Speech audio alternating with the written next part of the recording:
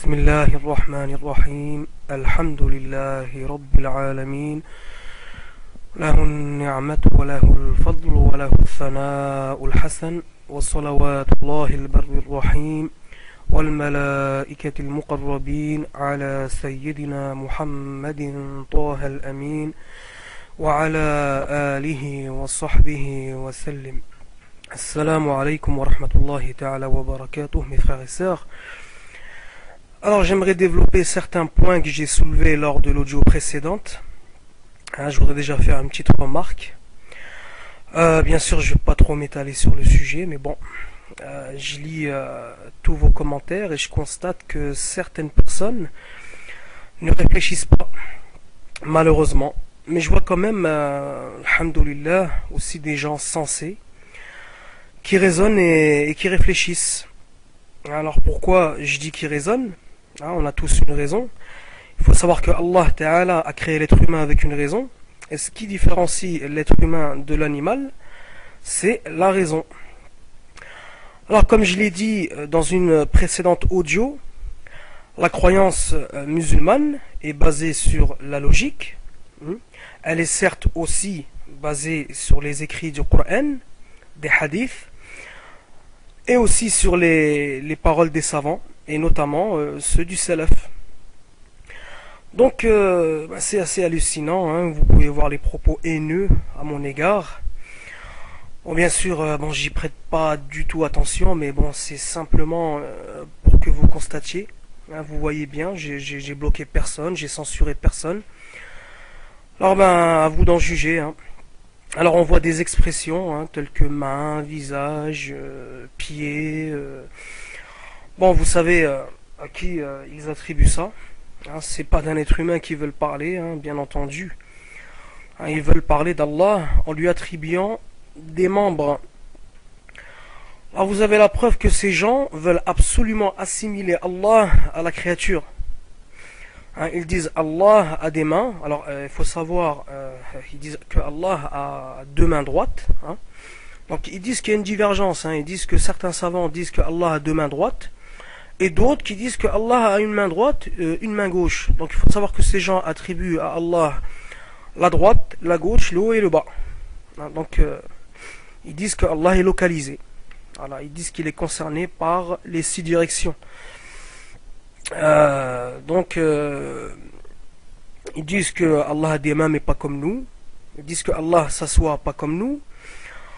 D'ailleurs, constatez par vous-même que ces gens n'argumentent que par des versets équivoques. Donc lisez le verset que j'ai mis au-dessus et méditez un peu dessus, Inch'Allah. Donc ces gens, en fait, ils sont concernés par le verset qui dit ce qui signifie: accepteriez-vous une partie du livre et rejeteriez-vous-en une autre? Ils prennent que des versets équivoques, ces gens-là. Ils savent faire que ça. Excusez-moi. Donc je vais faire clair en rentrant dans quelques détails. Alors d'abord par rapport au verset Ar-Rahmanu ala al-Arsh istawa. Donc je vais rentrer dans quelques détails. Alors je vous ai expliqué les différents sens de ce mot dans la langue arabe. Donc on a dit que istawa veut dire pour un enfant qu'il a atteint une certaine maturité, pour une chose courbée qu'elle se redresse, pour la nourriture qu'elle cuit à point. Il a aussi le sens de se lever, le soleil se lève, et il a aussi le sens de s'asseoir. Alors ces gens nous disent qu'il ne faut pas interpréter les versets équivoques. Ils disent d'ailleurs qu'ils sont clairs, ils disent que ces versets équivoques sont clairs. En tout cas c'est ce que je lis dans les commentaires. Alors, vous pouvez vérifier, vous savez lire comme moi. Et ces gens nous disent istawa veut dire jalasa, al-julus. Donc al-jalasa qui veut dire, al-julus qui veut dire s'asseoir. Alors ils disent istawa veut dire s'asseoir, mais istawa, il faut savoir quand même qu'il a plusieurs sens. Je viens de le dire. Mais al-julus, il n'a qu'un seul sens. Alors j'ai une question à vous poser, les pseudo-salafis. Parce que, en fait, je vous pose des questions, mais vous ne savez répondre que par des calomnies, par la haine et les insultes. Voilà, c'est tout ce que vous savez faire. Vous êtes incapable d'argumenter par des preuves. Alors, la première question, j'aimerais savoir, est-ce que vous admettez que la langue arabe est riche? Voilà, je veux savoir ça. Et que le mot istawa a plusieurs sens. Est-ce que vous admettez cela? Parce que nous, les sunnites, on interprète ce verset en disant que Allah a dominé le trône. Le mot istawa, il a le sens de dominer. Il faut savoir que le arsh, c'est la plus grande créature au niveau masse, au niveau volume. Donc si Allah domine le arsh, qui est la plus grande des créatures, automatiquement, il domine toute créature plus petite que le arsh. Alors, vous par contre, vous dites pas ça, vous dites que Allah istawa ala al-arsh, qui veut dire qu'il est assis sur le trône. Alors, j'ai une autre question à vous poser, les pseudo-salafis. Vous dites que le mot istawa veut dire s'asseoir. Est-ce que vous considérez ça comme une interprétation? Parce que vous dites vous-même qu'il ne faut pas interpréter. Mais vous interprétez. Car vous dites que istawa veut dire s'asseoir. Alors il faudrait qu'on m'explique, quand même. Si quelqu'un me dit istawa veut dire s'asseoir, c'est qu'il est en train d'interpréter le mot istawa en lui donnant un des sens qui est s'asseoir. Alors, si encore vous faisiez comme les gens du salaf de l'époque, en disant que Allah istawa sans comment et on s'arrête là. Bon, là on est d'accord. On serait d'accord avec vous à 100%. Il n'y a pas de problème. Mais au lieu de ça, vous interprétez le mot istawa par s'asseoir. Et c'est une interprétation erronée qu'on ne peut pas attribuer à Allah Ta'ala. Et cette interprétation contredit le verset de base qui dit Laysa kamithlihi shay, qui signifie rien ne lui ressemble. Parce qu'il faut savoir que les versets clairs expliquent les versets équivoques. Les versets clairs se complètent, les versets entre eux se complètent et s'expliquent entre eux. Alors les versets, versets clairs et versets équivoques, ne se contredisent pas les uns les autres. Les versets clairs expliquent les versets équivoques. Alors j'ai encore une autre question à vous poser, vous pseudo-salafis. Quelle interprétation démontre la puissance de Allah et l'exemption de Allah de toute imperfection, bassesse, faiblesse ou besoin? Est-ce que c'est le fait de dire que Allah s'est assis sur le trône? Ou est-ce que c'est le fait de dire qu'il a dominé le trône? Alors bien entendu, vous ne saurez pas répondre, parce que vous et la logique ça fait deux. Mais j'ai quand même une autre chose à dire, parce que bon, je sais de toute façon que vous ne répondrez pas. Concernant le grand savant Salafi al-Bukhari, j'en ai déjà parlé lors de la dernière audio, qui a interprété le verset de Surat al-Qasas, ce verset qui dit Kullu shay'in halikun illa wajha. Alors vous interprétez le mot wajh par visage. Par contre, al-Bukhari, il l'a interprété par sa souveraineté.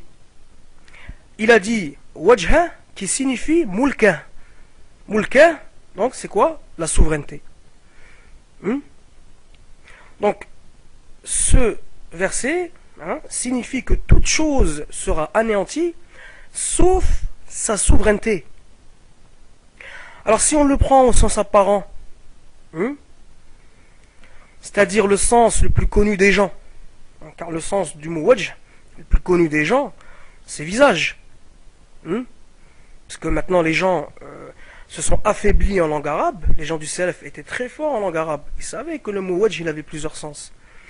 Donc si on le prend au sens apparent, ça voudrait dire que toute chose va s'anéantir, sauf le visage de Allah. Et comme vous dites comme vous dites qu'il a des membres, donc d'après vous, si on prend ce verset au sens apparent, ça voudrait dire que, subhanallah, ça voudrait dire que ses pieds vont s'anéantir, ses mains vont s'anéantir, ses pieds vont s'anéantir. Bah, ça tient pas debout. Voilà, ça ne tient pas debout. Donc Al-Bukhari, je vais vous dire une chose, Al-Bukhari, il est innocent de ce que vous dites. Al-Bukhari, il n'a jamais dit le visage. Donc si on prend ce verset équivoque au sens apparent, ça voudrait dire qu'il ne restera plus que son visage. Puisqu'il faut prendre les versets au sens apparent, comme vous le dites, bah, ça veut dire ça. Et que ses mains vont s'anéantir, ses pieds, la terre, les cieux, enfin tout quoi. Une autre chose, il y a un verset équivoque qui dit l'Orient et l'Occident appartiennent à Allah. Quelle que soit la direction vers laquelle vous vous tournez, le wajh de Allah est là. Donc, Al-Bayhaqi, dans son livre Al-Asma' wa Sifat, rapporte que Mujahid, l'élève, alors là tenez-vous bien, l'élève de Ibn Abbas, radiyallahu anhu, le cousin du prophète, sallallahu alayhi wa sallam, a dit que wajh, dans ce verset, veut dire la qibla de Allah, c'est-à-dire la direction de la prière. Donc ce hadith, on l'expliquera dans une autre audio, j'ai pas le temps. Donc il n'a pas dit visage. Il n'a pas dit visage. Donc c'est quand même l'élève de Ibn Abbas, radiyallahu anhu. Le prophète a fait une dua pour Ibn Abbas en demandant à Allah de lui enseigner l'interprétation des versets. Vous dites qu'il ne faut pas interpréter. On a quand même vu que vous interprétez par s'asseoir concernant l'istawa. Donc là vous voyez bien que ces gens sont loin des compagnons, loin du prophète et loin des savants du salaf. Alors j'ai dit lors de l'audio précédente que Ibn Taymiyyah était leur plus ancienne référence,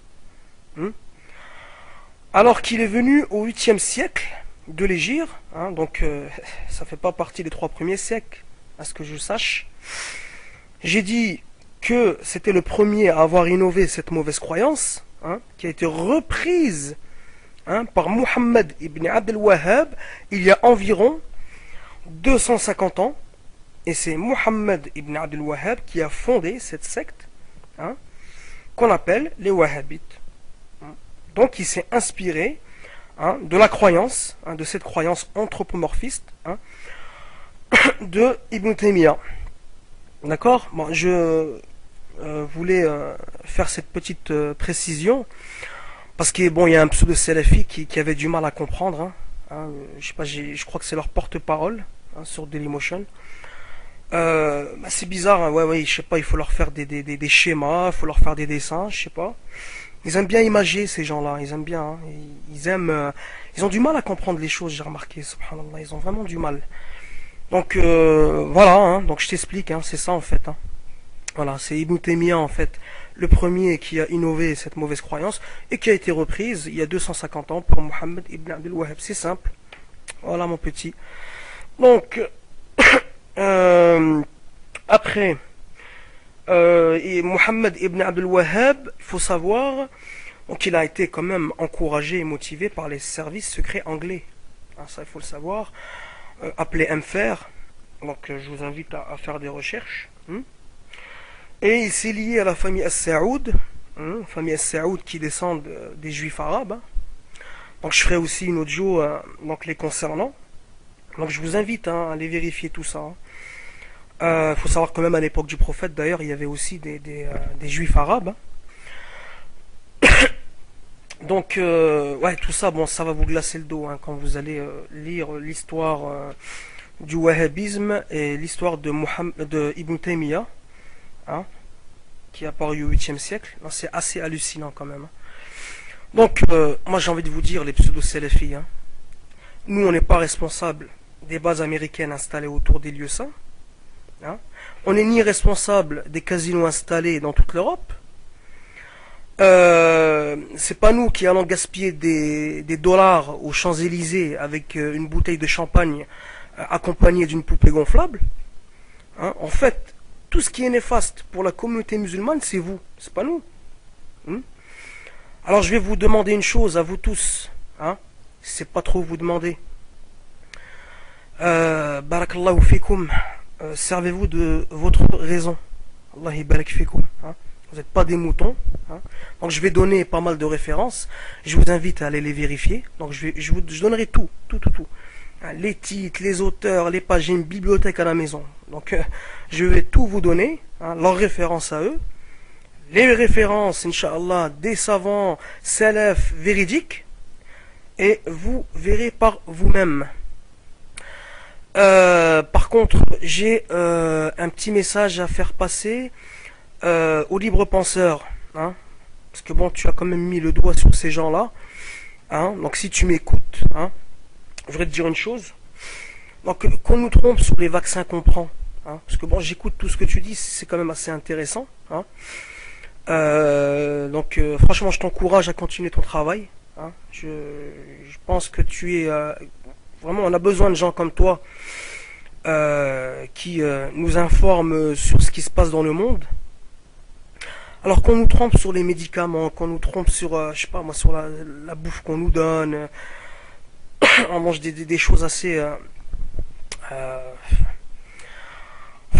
des choses assez bourrées de poison, bourrées de choses néfastes pour la santé. C'est bien, tu fais des recherches. Tu as choisi de prendre ce créneau, moi j'ai choisi de défendre la croyance du musulman. Qu'on nous trompe sur notre argent, hein, mais qu'on nous trompe pas sur notre religion, quand même. Qu'on nous trompe pas sur notre religion. Hein, il y a eu 124 000 prophètes qui sont venus avec une croyance. Nous, on veut la préserver, cette croyance. Voilà. Nous, on veut la préserver. Donc, je t'invite à faire des recherches, hein, sur ce que j'ai dit par rapport au pseudo-salafi. Donc, je pense que tu sais faire. Je pense que tu dois t'intéresser à ce sujet. Hein. Je pense que tu t'intéresses à beaucoup de choses, et moi aussi. C'est pour ça d'ailleurs que je t'écoute. Et puis, mes frères et sœurs, hein, réveillez-vous, hein. Voilà, réveillez-vous, soyez très attentifs, lisez bien tous les commentaires. Hein. Donc vous pouvez constater le satanisme ambiant, hein, de ces gens, hein, des insultes, c'est presque des menaces. Enfin bref, vous perdez votre temps, les pseudo-salafis. Voilà, vous vous enfoncez plutôt qu'autre chose. Hein, moi je pensais qu'on allait élever le débat, mais bon, je constate que ça vole très très bas. Très bas. Voilà. Assalamu alaikum à tous. Hein. Puis libre penseur, pense à ce que je t'ai dit. Hein. Puis bon courage. Bon courage à toi. Je t'encourage. Aywa, barakallahu fikum. Et à très bientôt. Assalamu alaikum wa rahmatullah.